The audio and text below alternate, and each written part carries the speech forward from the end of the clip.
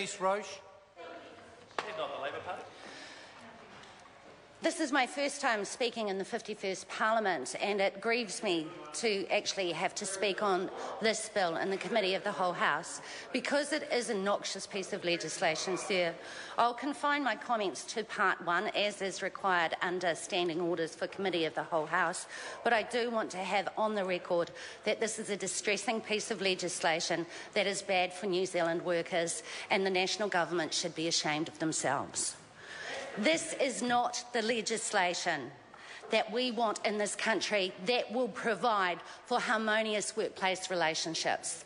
It's not. It will not provide that.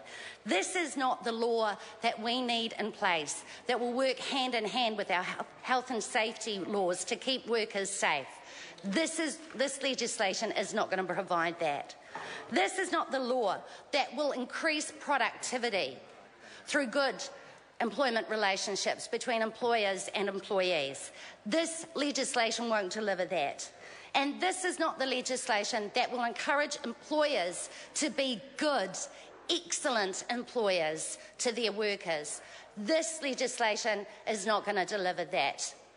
The purpose of the Employment Relations Act is to promote collective bargaining. And contrary to what the previous speaker says, the amendment on this bill will completely undermine all attempts at collective bargaining across this nation for every group of workers who organise themselves into a point where they can negotiate collectively with their employer. And it does this in several ways. One is around the removal of the duty to conclude, where the employer can apply to the Employment Relations Authority and ask that they deem the negotiations to be finished. And they can do that if those negotiations have been what's referred to in the legislation as difficult. Now, negotiations by their very nature are difficult. And I have never, ever, ever heard of a group of workers represented by the union actually going and asking for the type of mediation to conclude a settlement unless there was difficulty happening from the employer all along the line. And we've seen this countless times, most recently, I guess, with Meat Workers Union, with AFCO employers, with the Ports of Auckland. It was not ever the union that was walking away from the negotiations, because it's not in their interest to. But it is in the interest of employers to walk away from collective bargaining, because when you get into individual-based bargaining, that's when you get to force wages down. Now, if we seriously want to be a country where we are welcoming back our young people to jobs in New Zealand, then those jobs need to be good jobs. They need to be jobs that they want to take on, that they can feed their families with, that they can provide for themselves with. But they can't do that when this government creates what is essentially a low-wage economy. What this legislation does is it reinforces bad management behaviour. It gives no examples of how employers and employees can work for a more productive workforce, for more productivity. And we see in small pockets across New Zealand, in unionised workplaces, this happening. We used to be a country that prided ourselves on being fair. We used to be a country that thought that a fair day's pay was what you should have as of right if you gave a fair day's work. But this legislation eats away at every right that workers have, to the point where it even removes the right for a tea break.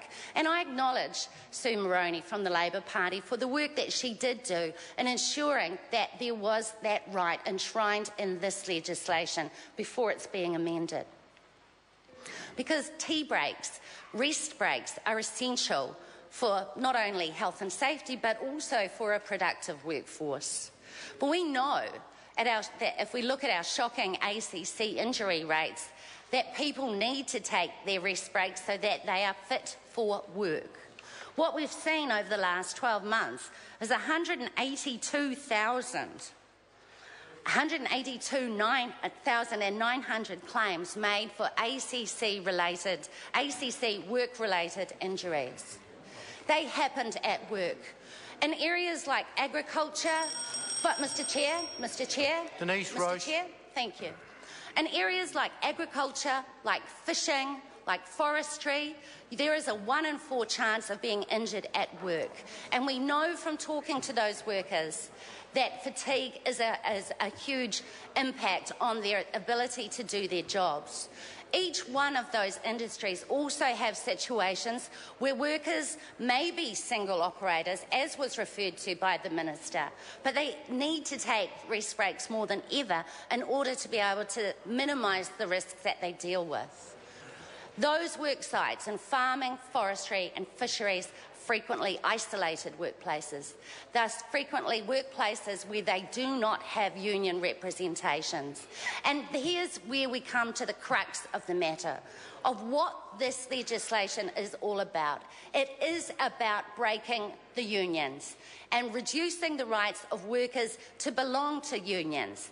And if not, why would we have in this legislation the clause that removes the right for new workers to be offered within the first 30 days a collective employment or conditions based on the same collective employment agreement if there is one in place on that site? The removal of that means that we are therefore getting into a situation where workers are having to negotiate individually. And when we take into account the other legislation that the previous term of government enacted, like the 90-day trials and like youth rates, we are creating a situation where new workers desperate for a job are not going to talk about wanting a tea break. They're not going to raise any issues of health and safety. They're going to work for whatever hours and whatever pay that employer deems fit to give them, because if they don't, within 90 days they can be sacked for no reason at all. This legislation goes hand in hand with the other provisions that this government has put in place to make life harder for workers. And it will drive wages down. It will certainly drive wages down, because we know for a fact that unionised worksites where there is a collective employment agreement in place, have better pay and better working conditions, and they have better health and safety.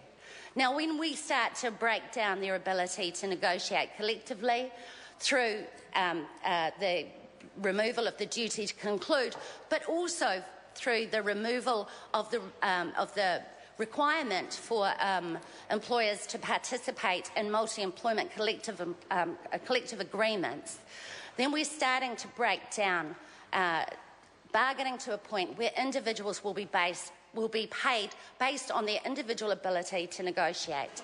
And most low-paid workers and most low-skilled jobs, particularly in the service sector, haven't got a lot of power to be able to negotiate, unlike the CEO of the ANZ Bank, for example, David Hisco.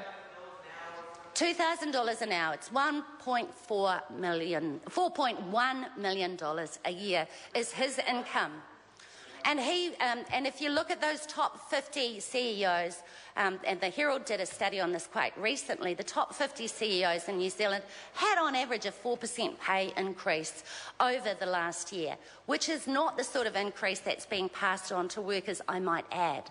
And it's only their strength in numbers that gives them the ability to negotiate decent pay rates.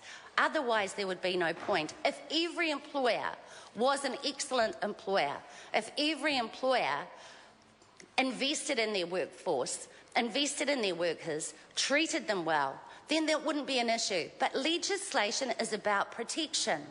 Legislation is about education as well. And we need to lift the standard that our managers have so that workers are treated better on their jobs. This legislation doesn't do it. It goes completely the other way. When the government MPs and ministers talk about flexibility, they are not talking about a worker's flexibility around work. They're talking about the employer's right to manage to the extreme, an employer's right to force wages down. When we force wages down, sir, it's bad for all of us. It's bad for our economy as well. And we need to be smarter about how we run this economy. We need to be ensuring that our workers are able to live on what they earn. And when we see that 2 out of 5 of all the children who are living in poverty, and there's 265,000 of them, come from working families. Stuart Nash. I don't know if that was true. Mr. Chairman. Good choice. Chairman, being back for the first time in 3 years, I was astounded